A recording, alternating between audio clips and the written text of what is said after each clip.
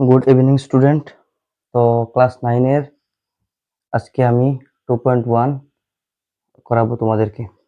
তো 2.1 এর 1 নম্বর কোয়েশ্চেনটা দেখে নিন। নিচের কোনগুলো একটি চলক বিশিষ্ট বহুপদ রাশি এবং কোনটি নয়? তোমরা উত্তরের সপক্ষে যুক্তি দাও।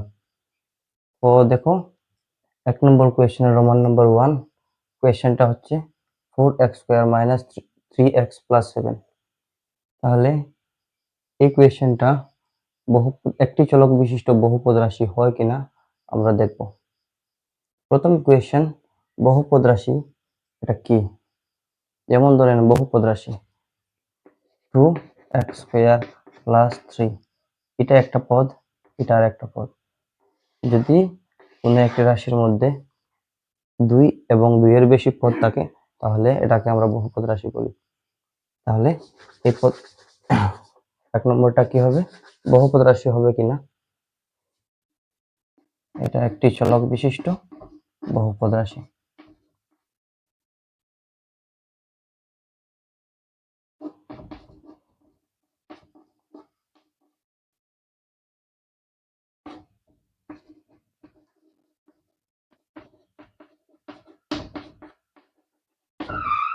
এখন দেখেন কোয়েশ্চেন নাম্বার 1 হয়ে গেছে। কোয়েশ্চেন নাম্বার 2 তে কি লেখা আছে? y² + √2, এটা একটি চলক বিশিষ্ট বহুপদ রাশি হবে কিনা। হ্যাঁ, এটিও একটি চলক বিশিষ্ট বহুপদ রাশি।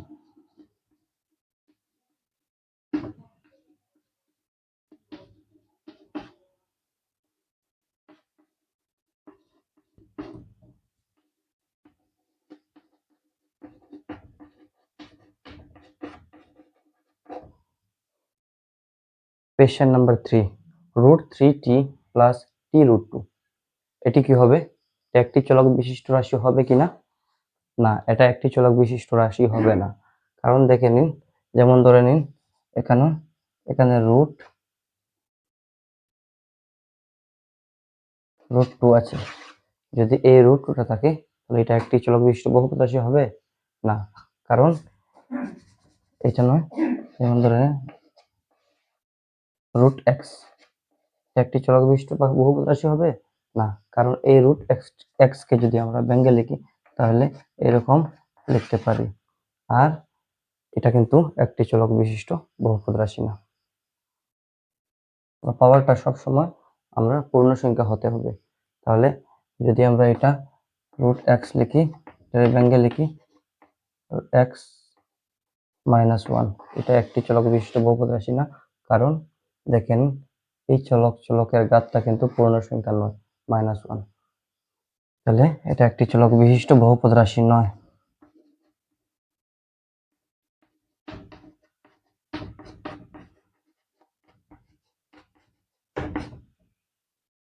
এটার মতো এটাও একটি চলক বিশিষ্ট বহুপদ রাশি নয়, y + 2/y, এটা বহুপদ রাশি নয়।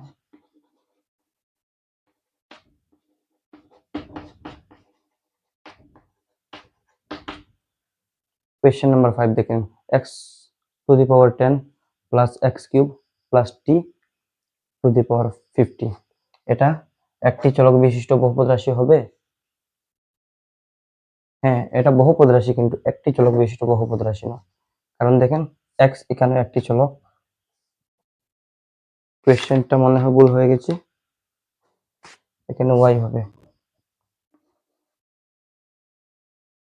তাহলে এটা একটা চলক, y এটা আরেকটা চলক এবং t এটা অন্য একটি চলক। তাহলে চলক একটা, দুইটা এবং t একটা, তিনটা। তাহলে এটা তিনটি চলক বিশিষ্ট বহুপদ রাশি।